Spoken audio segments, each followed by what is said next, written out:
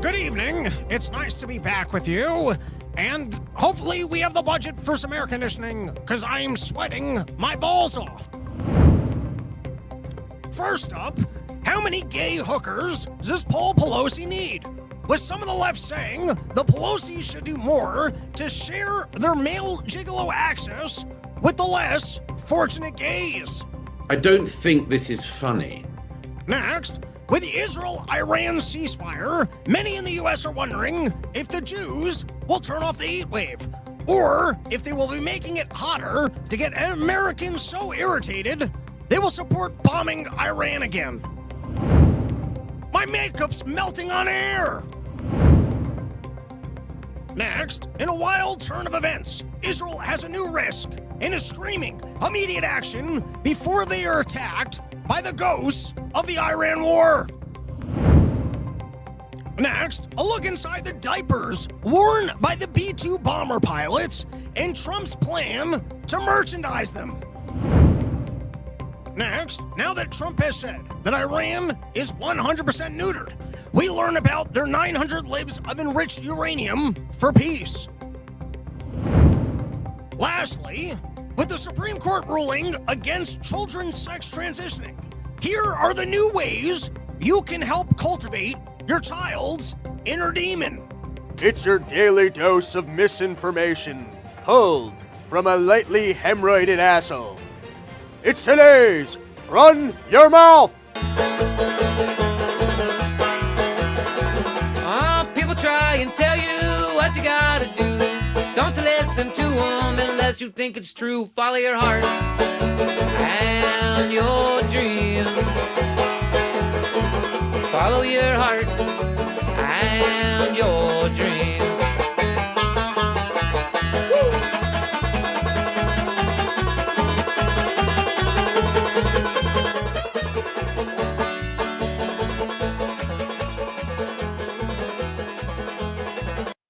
I'm dying in this heat.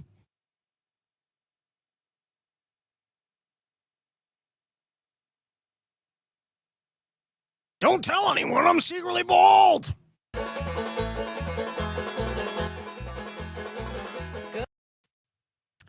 What is up, everybody? Welcome back to the Run Your Mouth podcast. I am here in front of the Iranian centrifuges, but they're now peaceful centrifuges, everybody. The risk has been neutralized. We went from 14 days away from getting a bomb to 2 surgical strikes. And guys, there is nothing to be concerned about anymore because Donald Trump, he waved his magical bombing wand, and now these are peaceful centrifuges, everybody. And it's so nice that they'll even let Jews in the country to just do podcasts from their bunkers. So, listen, everything is well in the universe. We've had a long history of bombing regions and bringing peace to them, and the track continues. And now, listen, I just like to say I have no idea. So this will be a long episode of things that I know nothing about, of which I would like to do in a more regular capacity, because I find myself putting together full episodes, and then Donald Trump just totally changes course, and you're like, I guess that's the end of this episode. I guess I'll go work on the next one, and then you work on that one, and by the time you get to it, you're like, man, he switched gears again. I had 3 hours of inaccurate predictions and analysis of news clips that are no longer relevant, and now I just have to throw out so that I can just have been privately wrong about all the things I was going to say, but I might as well be publicly wrong and make the dollars for doing the episode. That's the environment that we live in now. You either got to wait a month for the dust to settle and actually say something informed, or you just got to hit the internet, scream, and yell a whole bunch about what's going on and just cashing on those ad dollars, because that's what Donald Trump's doing. He's running the greatest TV show on earth. I'm going to pretend to bomb you. You pretend to bomb me. Everybody's watching. They're all tuning in. Is this a TV show? It is to me, so shut up and clear them out because I'm bombing it. Anyways, I don't know where we're at right now, but is this reasonable, even amongst you Trump loyalists? Is this reasonable that I would like a little bit of a higher standard? Like, I'm not watching CNN, and I'm not saying that leaked reports are proving the fact that these strikes weren't successful, but is it reasonable to want to have a I'd like more than Donald Trump said it standard? Is that reasonable?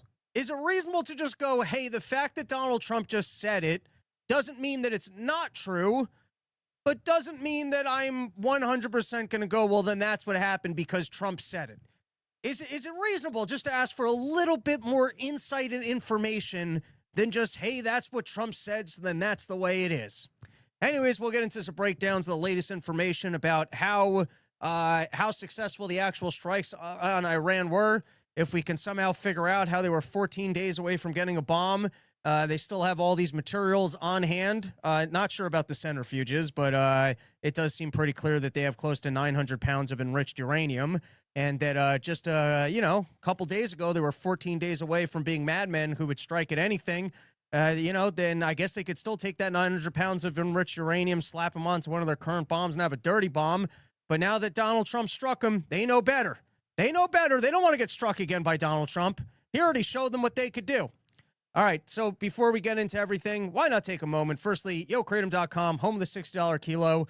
It's still a loyal supporter of the show, despite probably not liking any of the things that we say over here. But we support YoKratom.com. I like to take the Red Meng Dawes every once in a while. If you're a fan of Kratoms, the only place you can get an entire kilo of Kratom for just $60 is YoKratom.com. And guys, we're having a blast on Porch Tour. Man, are we having a good time. And it's also a lot easier when you drive to them. That out west took the wind out of me, but not this trip. I'm fully cooking. Also, I got the biggest bullshit ticket of my entire life.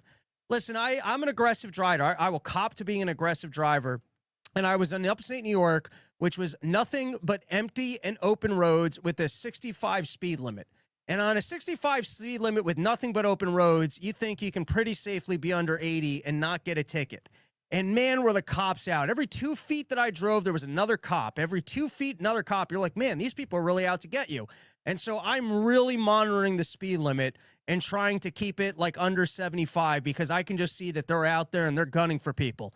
And so usually, like I said, I'm a pretty aggressive driver, but I could just tell this was speed trap city. I didn't want to try my luck. I didn't want to get a speeding ticket. And then sure enough, at some point I'm driving and I look up and I see a cop. He's just tailing me. He's right behind me. I'm in the left lane. And I look down and I'm doing 73. And I go, there's no way that this guy's going to pull me over for doing 73 and a 65. There's no way. And so I merge over to the right, and he stays right in my blind side on the left side. I go, this is unbelievable. I think I'm about to get a ticket for doing 73 and a 65. Sure enough, the guy pulls me over, and he goes, hey, I clocked you doing 83. And it's like, I don't think you clocked me doing 83. I've been monitoring that. You've been behind me for a while.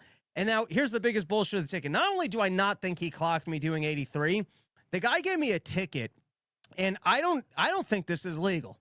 Bunch of lawyers listen to this show. Bunch of lawyers listen. You guys can hit me up.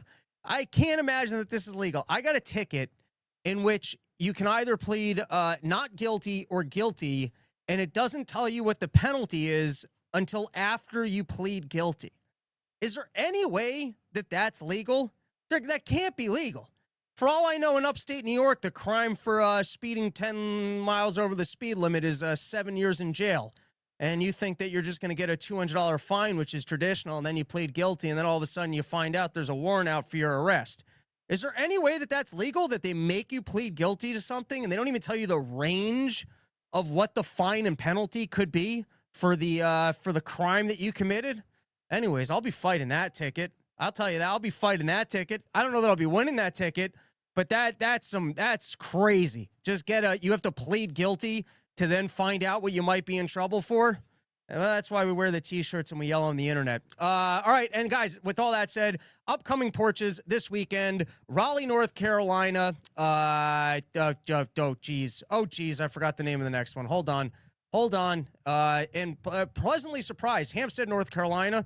That was the ones I thought might be a little bit dicey, but we already got a bunch of tickets sold. That's going to be a fun one.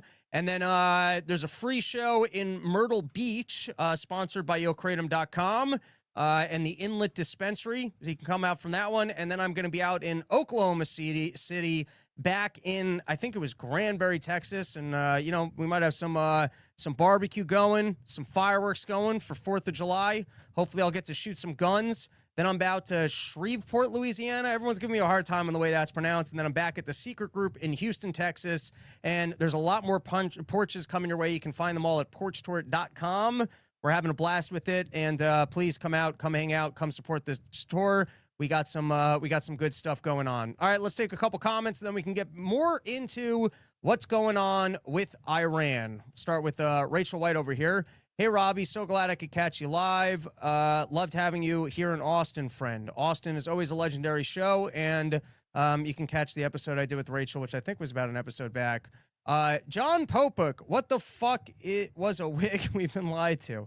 Yeah, I wasn't planning on putting that in there, but I watched it back and laughed, and I was like, all right, we'll keep that secrets out. Void Link. Internet bounties will be on the heads of the evil ones within a year. Guess their delete date, and you win the prediction market. All anonymous. Okay, that's interesting. Mr. Rude Boy, it's not the speed, it's your plates. You mean it's Connecticut speed plate?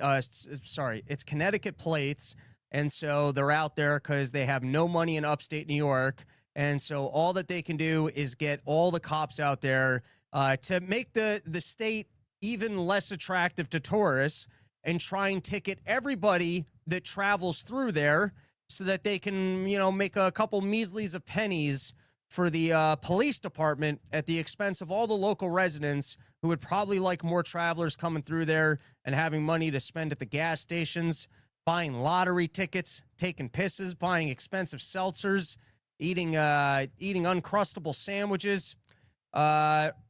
Ruben Marcusi, state taxes on $100 fee, just about it in addition to the fine.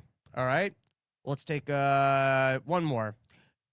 Gimp, gladly take your car to just about any local private shop and tell them you need speedometer checked and calibrated, and tell them why.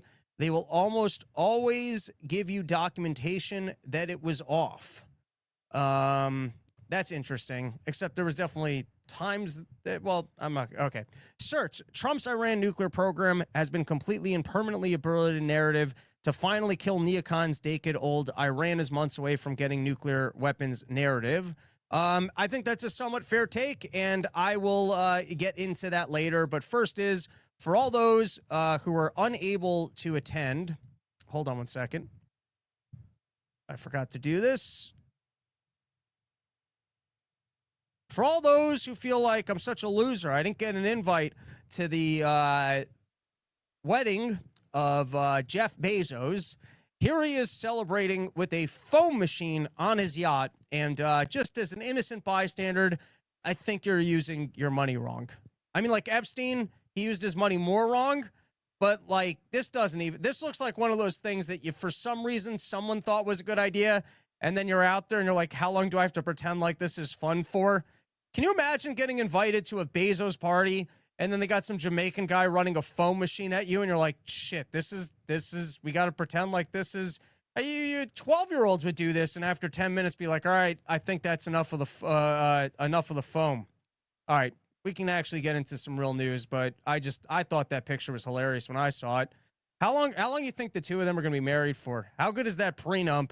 And how soon after she's in it that she books back out? All right, firstly, just a hot take. I heard that, there was no Iranian nukes ever, and we actually struck Santa's workshop, and that the elves are in pain, and that they need to be rescued.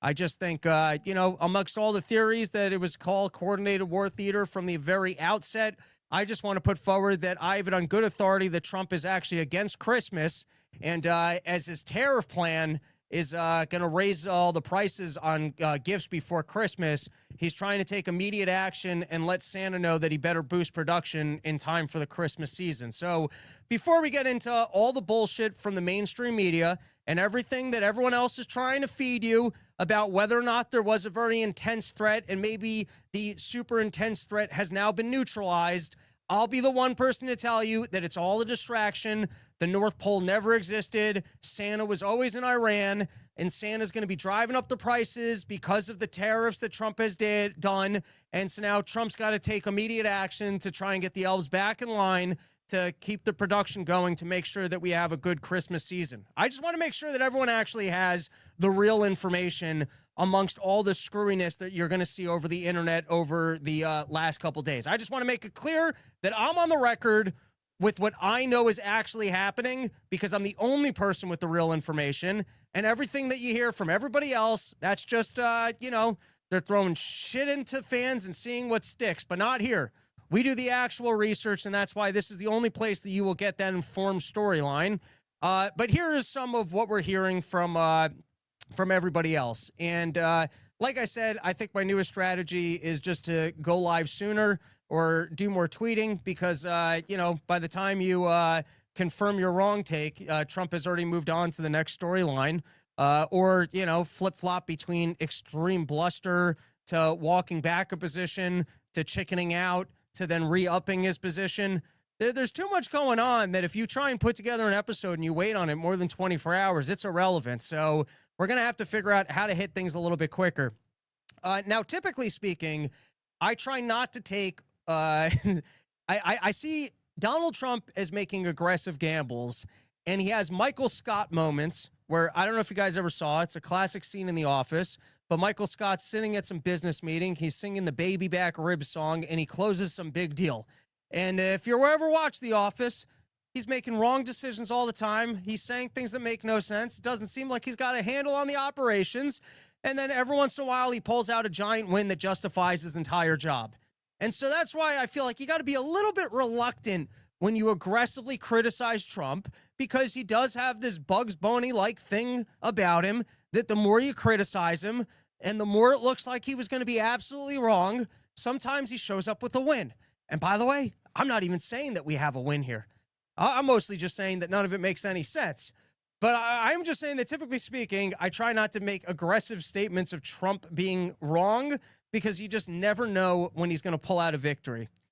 The other thing is, I had said this before. This is a good example. When Biden was first saying, and you guys can go fact check me on this. This is the way I remember it, but maybe I'm wrong, and maybe I'm just blowing smoke up my own ass. But at the beginning of the beginning of when Russia went into Ukraine, there were about 4 days in a row where I was going, this is bullshit. I was listening to a lot of Scott. I was listening to a lot of Dave. And I'm going, this is bullshit. There's no way they're invading. They're not invading. It's not going to happen. And then the storyline just stuck around for enough days that the tea leaves started to read to me, hey, this might actually be happening. And even in the COVID days, for those of you who stuck around for the COVID days, we're here for the COVID days, in which I think I provided some of the best coverage of what was going on over there. My first take on the vaccines was, wow, Donald Trump's getting rid of regulations. We're going to have a vaccine. This is incredible. We're done with COVID. And then a couple doctors wrote to me and they said, hey, that's not quite a vaccine. Hey, maybe these weren't tested as well as they should be tested. And I went, that's interesting. And I started digging into the storylines. And then, man, did we change our focus on the show from, the initial reaction being like, hey, this kind of fits what I've read about regulations getting in the way of science and development. This seems like an attractive storyline to me, to, wow, this might be the worst thing that's ever happened to us.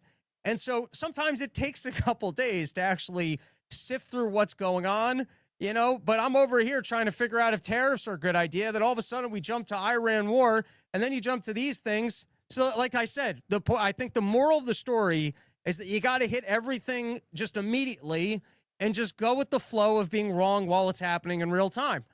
But, all right, so the latest that we have here is, is essentially Donald Trump gets out there. He goes, we're all going to die. Everyone's going to die. We're going to die. I mean, we don't know that Iran can strike us, but they absolutely can't have nukes. These people are crazy. They're going to get their nukes. Then he strikes the 3 strategic assets, and then everyone goes, the leader has saved us. Oh, salvation. And it does feel a little bit cult-like, where you're on the side, where you're like, wait, what? I don't even know what just happened. Was there an immediate threat, and now the threat's been neutralized, and everyone's like, just go along. It's fun. It's fun being in this cult. It's fun standing outside, having a moon ceremony where we all take mushrooms. We pretend like the world was about to end, but then the leader led us in prayer, and because he led us in prayer, we're no longer all going to perish.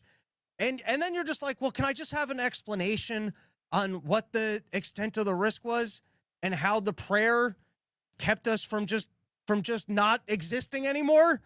And that's when people start being like, no, Trump said it. Trump said it.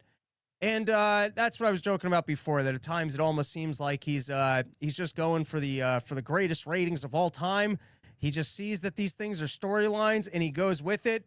I did think it was somewhat funny that Bolton's and the others for a couple days there, even they had to be like, man, how do these scrubs manage to pull off this war action? How do these scrubs on the sideline manage to get this war going? And for the moment, it appears like we do have a ceasefire. It appears like a war, that this is not going to progress into an all-out war. My read on the situation after watching both, and I was going to play all of these, but, they're no longer relevant. But both Marco Rubio and JD Vance both did meet the press, and their non-answers of all questions of we're not looking for a war, we're just looking to strike them. We're not at war with the Iranian people or even this regime. We're just at war with their nuclear program. They're not going to take any actions back at us because they know better. It all sounded like horseshit, but at the moment, it's actually seeming to be true. So just to recap, just a couple days ago, we were being told Iran is just 14 days away from having a bomb. And now Donald Trump served him up a nice big old lesson. He bombed the nuclear facilities. According to him, it's completely obliterated. According to others in the media, that's unknown. According to others, there were the pictures, those vans showing up that they moved equipment out. But, the claim is the centrifuges were all in these areas and they can't further develop them or whatever technology existed, that they were only 14 days away. We no longer have to be concerned with the technology that's 14 days away. And so my general snapshot at the moment, because this can go in a couple different directions. One is, is it just magic sauce? Donald Trump hit these couple of targets. Sure, they still have some enriched uranium, but because of these strikes, they learned their lesson and they will no longer develop it. Or do we just incentivize them that they can't take half measures, that just being at a 60% threshold is not a good enough deterrent? You have to actually have the bomb in order for people to be deterred from striking at you. Or was it that I see three options on the table, and then I'll go to the chat. You guys can tell me if you're seeing other things that I'm not seeing. But one is we made this situation worse because we kicked the beehive, and they've retained their ability to go ahead and make a bomb, and now they might be more incentivized to do so. Two is Donald Trump magic sauce. That unlike any other administration, because Donald Trump was willing to take these aggressive actions, Iran realized that it's not worth pursuing their nuclear program, and so they will actually fold these efforts and potentially, I guess, have more of an opportunity to engage in the world economy, because Donald Trump is all forgiving if you're willing to sing his praises and say, hey, daddy, you spanked me and you taught me a good lesson there. If Iran's willing to go, man, I was being a wild boy, but then Donald Trump spanked some sense into me, and now my life is so much better because I get to be an adult in the world and I get to sell my oil to these other people. And to think that I ever thought that these nuclear bombs were a good idea. Thank you, Trump daddy, for spanking me. That was the favor that you did and the lesson I learned. I wish I could have just learned that earlier. So option one, we kicked the beehive here, and we told Iran, you can't do half measures. You need full bombs or nothing. Option two, Donald Trump, spectacular victory. Or I'm just going to float one more, which is what someone was saying in the comments before. And listen, I wouldn't give so much credit to Trump. Well, maybe. Let's just say what option three is. You've got Israel forever going, hey, Iran is about to have a nuclear bomb and they're about to obliterate us. And Trump goes, all right, well, let's take care of that bomb threat that you're talking about. And he takes out these facilities. And now Israel's very reliant on us for funding and for military equipment and otherwise. And if there's one thing you don't want to do in public is to go, hey, Donald Trump, you're wrong, or hey, Donald Trump, you're lying. And so maybe Israel is stuck just shutting up because Donald Trump kind of called their bluff of, hey, these people are 14 days away, and if we just take out these areas, they will no longer, maybe that's what was going on. Israel was pushing for a regime change war, and they bluffed that it was just about trying to keep Iran from having nukes. And so Donald Trump takes away the nuclear threat, and now Israel's in a situation where maybe there never was a nuclear threat. Maybe even Donald Trump realizes that there was no nuclear threat, but this gives him the storyline to go, all right, we're done with this and I took care of it. And then it's difficult for the Israelis to step in and contradict Trump while continuing to get his support. And so they're kind of stuck.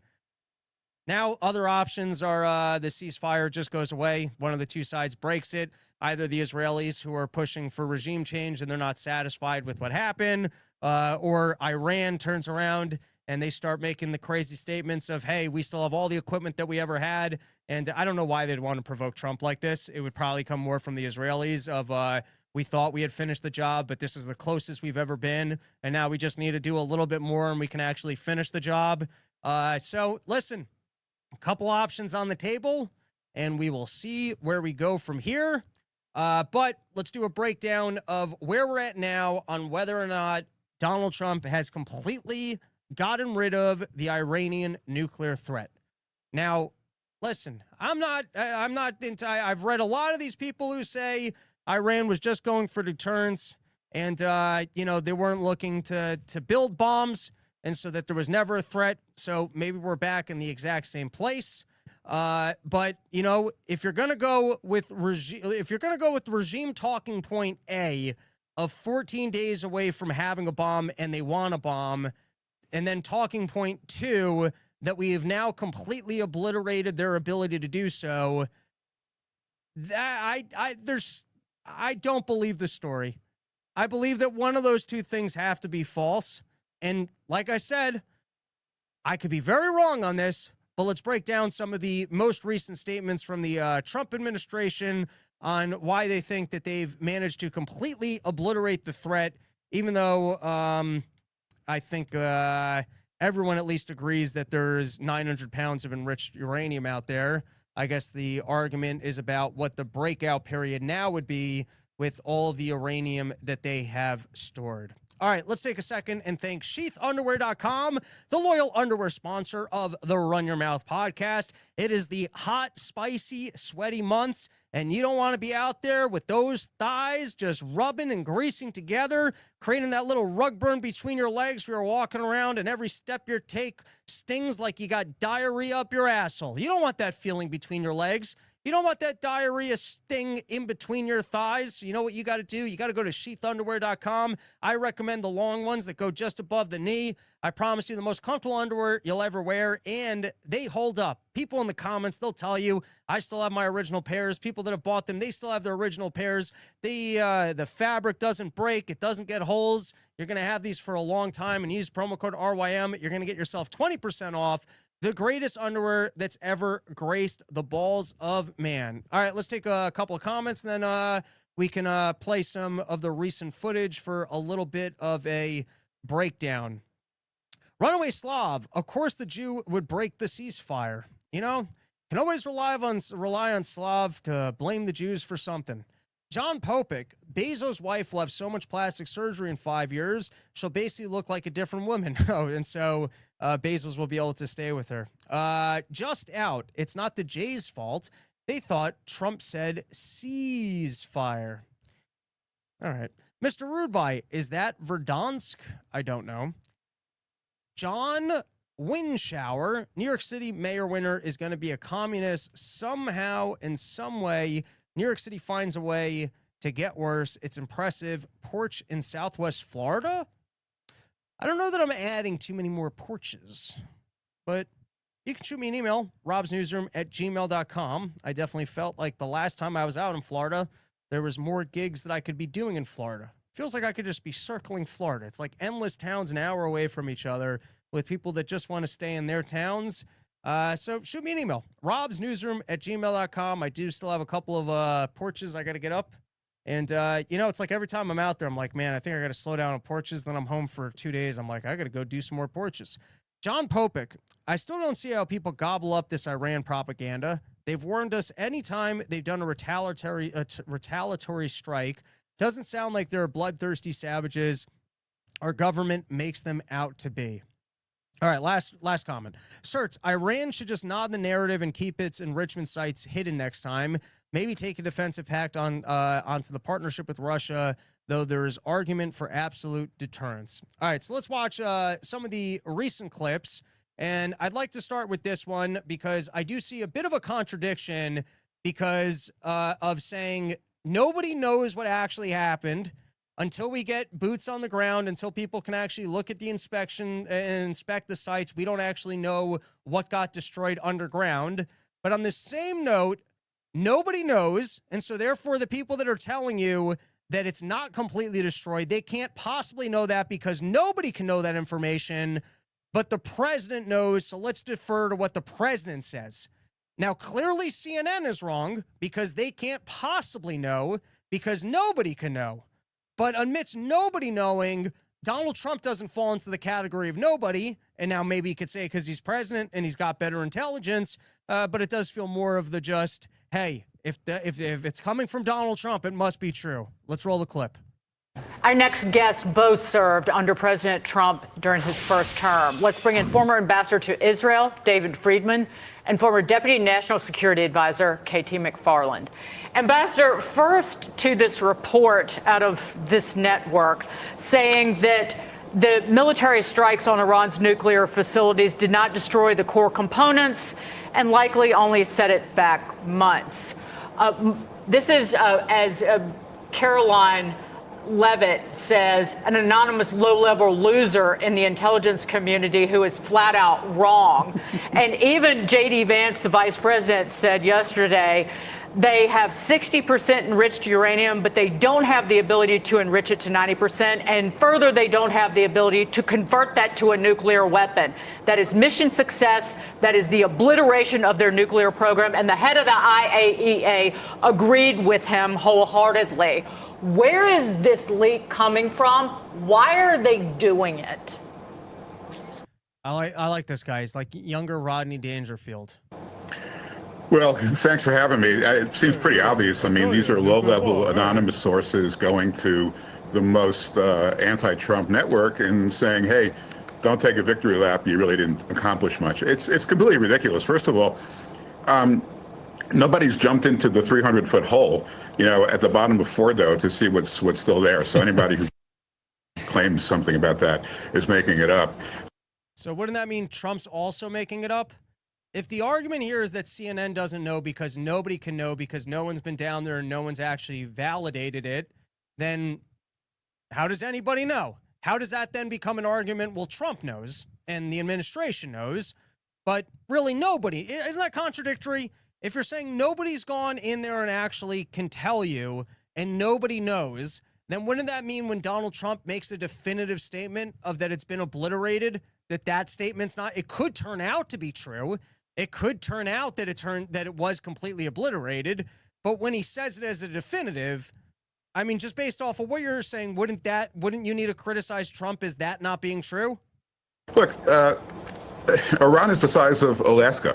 Right, it's a very big place. I'm sure there is some uranium floating around someplace, but the idea that somebody could take that, turn it into uranium hexafluoride, turn it into, make it into metal, load it up on a warhead, put it on a ballistic missile. I mean, that's why Iran had all these big facilities to do all those things, and they're all gone. So, I'm. All right. So now the next claim goes from nobody knows to certainly they do have uranium. But we know for sure that they can no longer do anything with it because I guess we have the intelligence that they had no other facilities to process this, that they didn't move out any of the equipment to process it, that they no longer have the intellectual capability to do it. And even though we don't know because no one was there to know that these sites were destroyed, we do know that they can't process it. Sounds contradictory to me. And so now here was Donald Trump's statement. Now, some of you fans might say that this will turn out to be true, or that it's just classic Donald Trump bluster, or he's playing 4D chess here, where he wants to be out of this completely, never actually thought that Iran was a threat, and called Israel's bluff and took out the nuclear reactor so then he could say, hey, they're no longer a threat. And so he'll claim that it was completely neutralized because of his actions, but I guess they didn't even need to take those actions. Or, I guess that these actions actually worked and set them back at the moment permanently? All right, but here was Donald Trump's actual statements after the attack. A short time ago, the U.S. military carried out massive precision strikes on the 3 key nuclear facilities in the Iranian regime: Fordow, Natanz, and Esfahan. Everybody heard those names for years as they built this horribly destructive enterprise. Our objective was the destruction of Iran's nuclear enrichment capacity and a stop to the nuclear threat posed by the world's #1 state sponsor of terror. Tonight, I can report to the world that the strikes were a spectacular military success. Iran's key nuclear enrichment facilities have been completely and totally obliterated. Iran, the bully of the Middle East, must now make peace. If they do not, future attacks will be far greater and a lot easier. For 40 years, Iran has been saying death to America, death to Israel. They have been killing our people, blowing off their arms, blowing off their legs with roadside bombs. That was their specialty. We lost over 1,000 people, and hundreds of thousands throughout the Middle East and around the world have died as a direct result of their hate. In particular, so many were killed by their general, Qasem Soleimani. I decided a long time ago that I would not let this happen. It will not continue. I want to thank and congratulate Prime Minister Bibi Netanyahu. We worked as a team like perhaps no team has ever worked before. And we've gone a long way to erasing this horrible threat to Israel. I want to thank the Israeli military for the wonderful job they've done. And most importantly, I want to congratulate the great American patriots who flew those magnificent machines tonight, and all of the United States military on an operation the likes of which the world has not seen in many, many decades. Hopefully, we will no longer need their services in this capacity. I hope that's so. I also want to congratulate the chairman of the Joint Chiefs of Staff, General Dan Raisin-King. All right, I think that's enough. And, you know, I'm actually just catching it this time, and I've said he's a bit of the I give you $1 million and then doll hairs kind of thing. So I guess he did say that those 3 facilities were completely obliterated. So maybe he's got the out that, and even, you know, we'll find out whether or not they were completely obliterated. Maybe that wasn't technically accurate, but maybe at the moment they're incapacitated because of the strikes. But you know, on first listen, I thought or even second listen, I thought he was saying that they no longer have any ability to proceed with their nuclear program. I guess on this listen, or maybe I just didn't listen to the whole thing again. Maybe this is just a claim of that those facilities are completely obliterated. But now here's the most recent where he's being asked about it.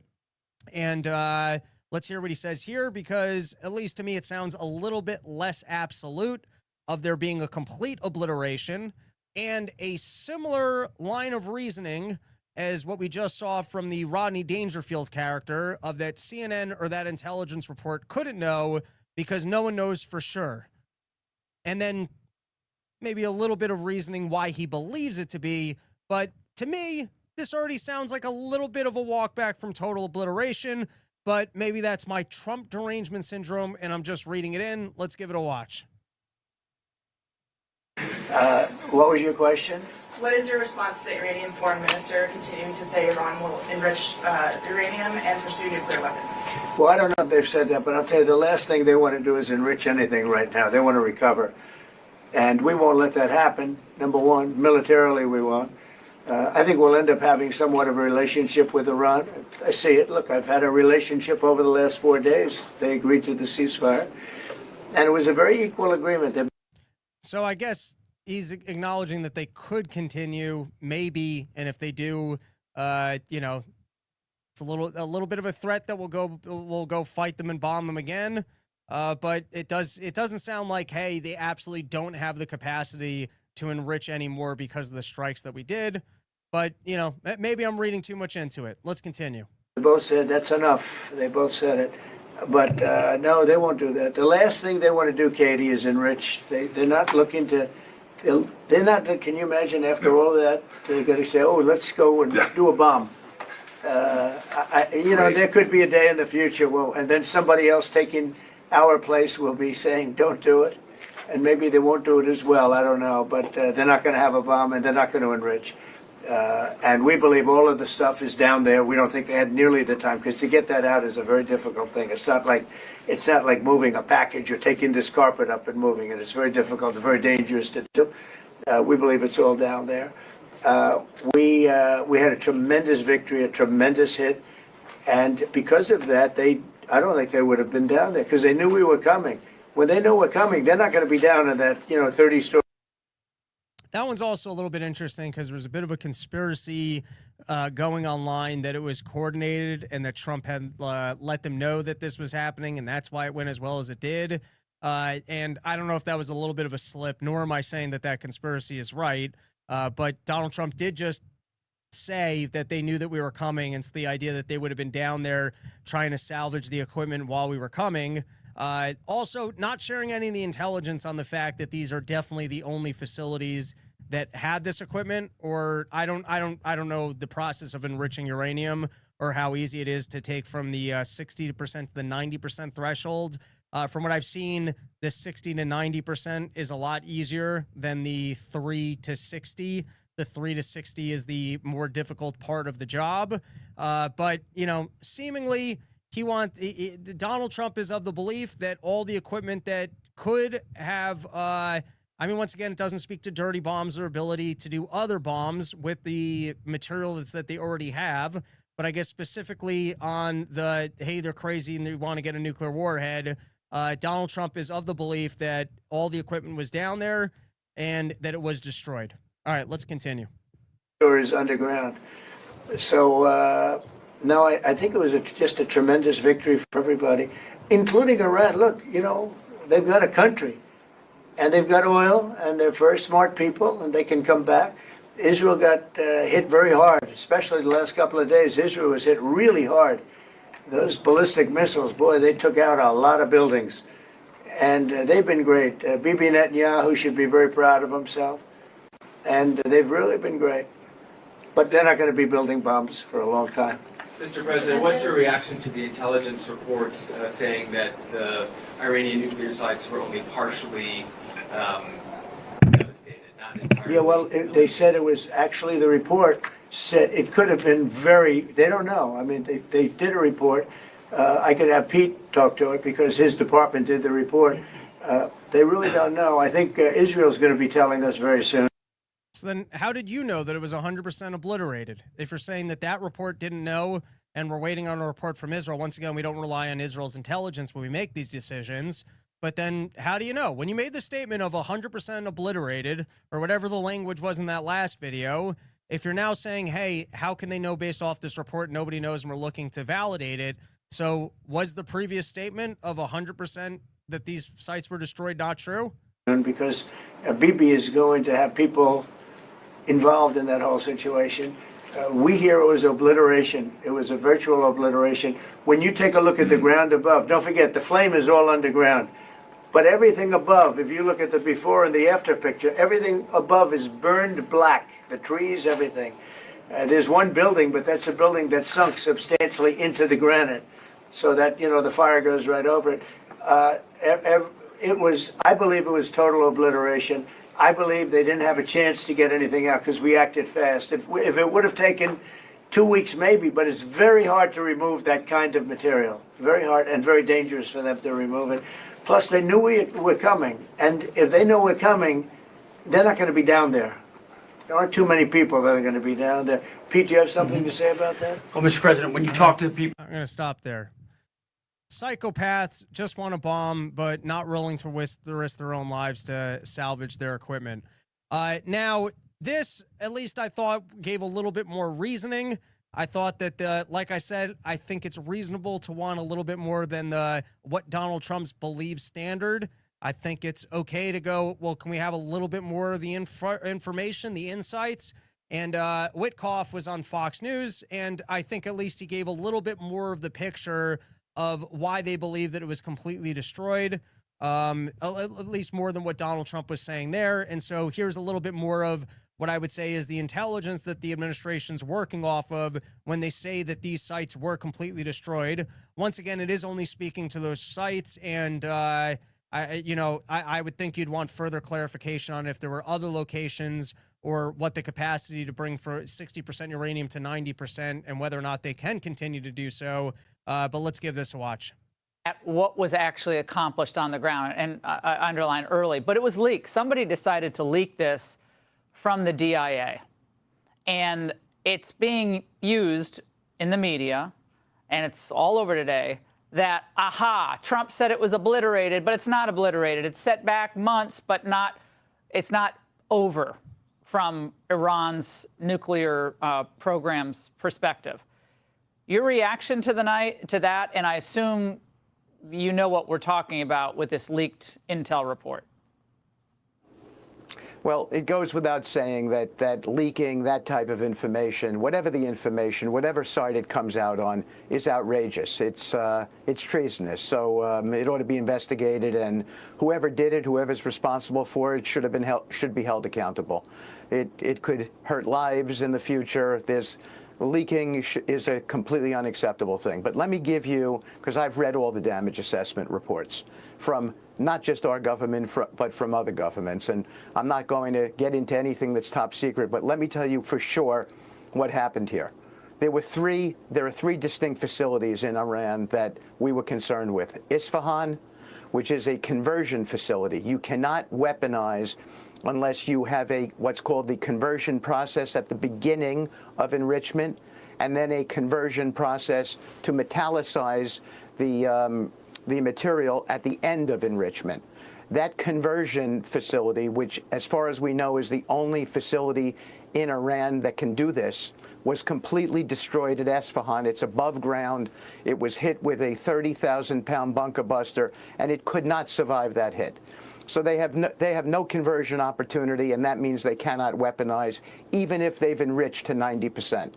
Then there are two other nuclear reactors in Natanz, one above ground and one below ground.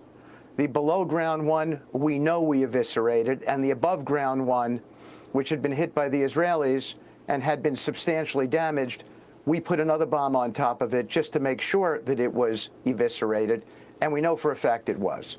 Fordo is the last enrichment reactor that was operating there, and we put 12 bunker buster bombs on Fordo. There's no doubt that it breached the canopy. There's no doubt that it was well within reach of the depth that these bunker buster bombs go to, and there's no doubt that it was obliterated. So the reporting out there that in some ways suggests that we did not achieve the objective is just completely preposterous. So your conclusion tonight, seeing what you've seen. All right, so to his credit, at least there's a little bit more reasoning there and a little bit more of an explanation. I guess the only question that remains on the table is when they say that there was only one place that had the capacity for the enrichment, if that's true, or how quickly they could have a new place that could do that, or if you were just that nervous about that these people are crazy and they wanted a bomb, if they could use what they currently had for a less sophisticated bomb. All right, I think that's it for this topic for today. Let's plug our last sponsor of this episode, which is FenixAmmo.com. Over here, we are all anti-war. We would like to stay out of these skirmishes, and that's why I recommend for all of your bullet needs, FenixAmmo.com. They don't sell to the government. They don't sell to the deep state. That's how you know that they got quality products. There's no socialism there.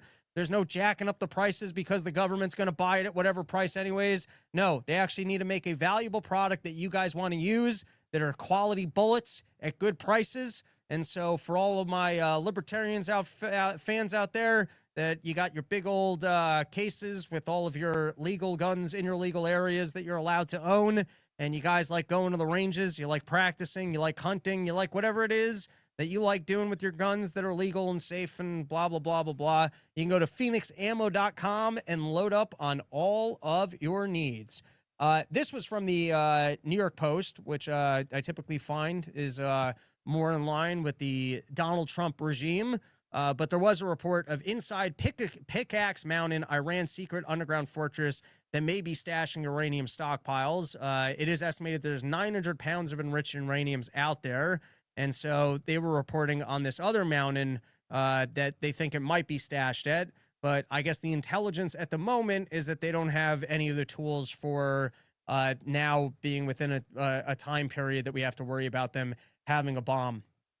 This one was just kind of, to talk about a good movie, but apparently Mossad was making calls to generals being like, we know where you are and we're going to kill you.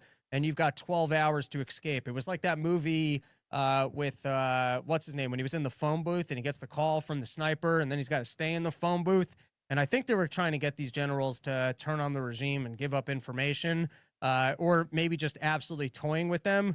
But, listen, I don't support most of what Israel does, but sometimes you read these storylines when they're kind of horrifically crafty, and you're like, wow, that's some crazy shit.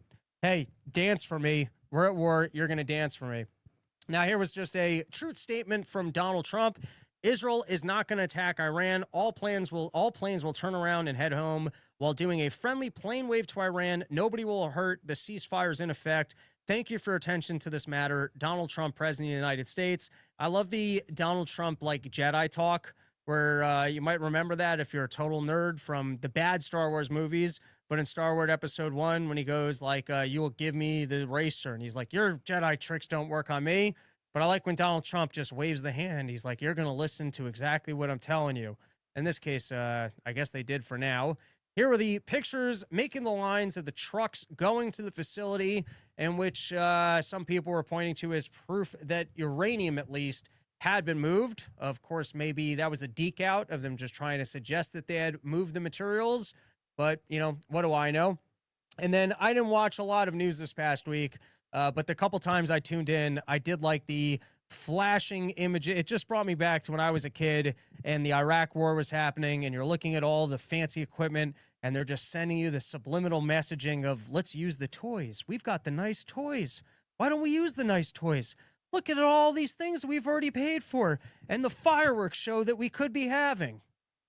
And then last thing on the Iranian story, this was more relevant to last week, as there were talks of regime change, and the Wall Street Journal, which I do find, particularly in the opinion section, definitely seems to back Israel and back wars and back, the actions of, or try and sell the actions of the deep state and pushing for more military engagement.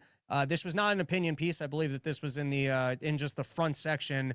But I thought it was interesting, and maybe we'll read a little bit, but it was essentially that if there was regime change, we would end up in a worse situation with the Iranian forces gaining control, and that they would potentially be more extreme and worse. So amongst the rosier picture of having a regime change war and then making the lives better for the Iranians and getting rid of the Ayatollah or the mullah, I don't even know. It shows my education. But this article pointing out to that it would be more likely that we would end up with a worse guard there. Here, we can read. Let's just read the couple paragraphs that I have here. And I'm going to go full screen so that I can walk over and actually see it. Israeli strikes have taken direct aim at the backbone of its enemy's military power, Iran's Islamic Revolutionary Guard Corps. But the attacks are also increasing the chance of a change in leadership that would concentrate power in the hands of the elite military force, potentially resulting in a more hawkish and anti-Israeli Iran. Recent Israeli strikes killed a slew of senior guard personnel, including its top commander and the architect of Iran's ballistic missiles program. The Revolutionary Guard has responded with daily missile barrages over Tel Aviv, including on military sites and on a hospital on Thursday. The war has dealt the most severe blow to Iran in 4 decades and thrust it into existential peril. Supreme Leader Ayatollah Ali Khamenei's rule depends on a large extent on loyalty from the Guard. In turn, he has empowered the military, that's blocked by my stupid thing there, that is likely to outlive the Supreme Leader. If Khamenei were toppled or killed, the Revolutionary Guard would most like to step in and dictate a new ruler, and in doing so, assume, I'm going to just say that probably is control of the country. Anyways, interesting tidbit of even the people who would be pushing for more war admitting that if we were to go in that direction, the rosy case scenario of a regime change in Iran being beneficial to Israeli or American interests, seemingly being unlikely. All right, just two more quick storylines, and that will be our episode. USA Today, what is Alligator Alcatraz Migrant Detention Center approved in Florida? And, Donald Trump, even though this might be more of a Florida thing, I think he loves the storylines of, hey, that sounds cool. Let's do that. That'll make for good TV. And I'm all for prison escape movies. Escaping Alligator Alcatraz, bunch of Mexicans trying to, it's not even a fenced-in prison, and they're just trying to make their way through the swamps of Florida to not get eaten by alligators. Listen, I don't know much about the plan, but I'm just saying in terms of good television, you got the makings for a great movie in 20 years. All right, and then here's the last quick story for today. In a return of the most annoying story ever, you had that the El Salvadorian man who was living out in Maryland, then got deported. It was technically a wrongful deportation because he wasn't supposed to be deported to El Salvador. People are saying that is no longer a relevant ruling, both due to potentially, one, that the gang that he was trying to not be the gang that he was in danger from no longer exists, and possibly that he's actually involved with MS-13, in which case he's a terrorist. And so I believe that was also one of the arguments. But like I said, annoying storyline. But he was finally brought back to the United States of America. At first, the administration was claiming that they could not have him back. They weren't going to ask for him back, but they couldn't have him back. That seemed like bullshit. Anyways, he ended up back in the country, finally got in front of a judge, and with all of the charges brought against him, at least at the moment, the court case is not over, but they allowed him to be released, I believe, on bail. All right, so this is from Sand News, which I find is a good website for quick summaries. So I will just give you guys the latest. This is from Straight Arrow News. Summary: judicial ruling. A federal judge in Tennessee ordered the release of Kilmar Abrego Garcia from criminal custody while a smuggling case proceeds. The court found no credible evidence he posed danger or flight risk. Smuggling charges. Abrego Garcia was indicted after a 2022 traffic stop uncovering 9 undocumented passengers in a modified SUV. Investigators allege he earned up to $100,000 a year transporting migrants between Texas and Maryland. Gang allegations rejected. Prosecutors described him as an MS-13 member, but the judge rejected the claim, citing unreliable informants and his lack of criminal history. Allegations of trafficking and misconduct were also dismissed. The case is still ongoing. I'm just reading you guys the summary, but the latest in the case is it's seemingly that the most extreme allegations from the Trump administration, or at least at this time, not being viewed that way by the current judge, who knows, maybe that's an overly liberal judge in an overly liberal area. And the only reason I even bring it up on the show is because of my Trump derangement syndrome. But there you go. There's the latest and what was one of the most annoying storylines from the entire year. And that is our episode. Oh yeah, I had one more, which was the most recent Supreme Court, which had an interesting aspect of Judge Clarence Thomas talking out against just accepting expert opinion on topics such as whether, medical recommendations that children who believe that they belong to the wrong gender, being gendered to the other gender. But, I've had enough episode for one day, so I'm not going to read this. But, maybe we'll cover it on another one. Anyways, that's our episode. Might try and just go live with more shenanigans and news breakdowns as things are happening live, because the storylines seem to go too quickly that if I wait on anything I've put together, it is no longer relevant. Porches this weekend out in the Carolinas, Raleigh. That was a great show last year. It's poolside. I'm going to be doing a live podcast by Guy Swan. I got a band opening up for me. I got my friends Chris Warren and Eric Diekey on the show. I think I just messed up a name. Eric Emerson. Eric Diekey was my friend at Gas Digital. And then close to Wilmington, and then Myrtle Beach, and then off to Oklahoma City and Secret Group, Texas. I don't know. Go to porchstore.com and you guys can check out all the dates. Looking forward to be doing more porches. All right. Let's take some comments and call it an episode. John Popick, Iran doesn't have the nukes you're looking for, ... The Mexican swimmers are here, so I think they can evade the gators. I think you'd have a hard time evading gators while swimming. Shirts. Whatever happened to those Venezuelans also sent to that prison? They kind of disappeared from the news quick. I don't remember. Echem reductionism. Oh yeah, the Venezuelans. Yeah, we all have ADD in the circle of Donald Trump stories. That by the time they come back to them, we're like, we were done arguing that. Whatever you want to do at this point, whatever you want to do. You did a good job of distracting me with the next thing. I don't even remember. All right, that is our episode.